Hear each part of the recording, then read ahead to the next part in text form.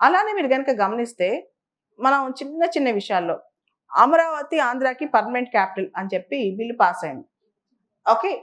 ఆ బిల్లు రాష్ట్రపతి ఆమోదం పొందింది. సో, ఆమోదానికెళ్ళింది. దీనికి సంబంధించి రాష్ట్రపతి బిల్లుల మీద సంతకం పెట్టే ఆర్టికల్ ఏంటి? ఓకే. సో, మామూలుగా పార్లమెంట్ పాస్ చేసిన బిల్స్ ఏంటి? రాష్ట్రపతి ఆమోదం పెట్టే 111 111 assent of the bills by the president. ఇట్లా ప్రతి అంశం మనం చూసుకోవాలి. ఓకేనా? సో, అలానే మీరు చూస్తే సైన్స్ అండ్ టెక్నాలజీ కూడా గగన్యాన్ ప్రాజెక్ట్ చాలా ఇంపార్టెంట్ భవిష్యత్తులో.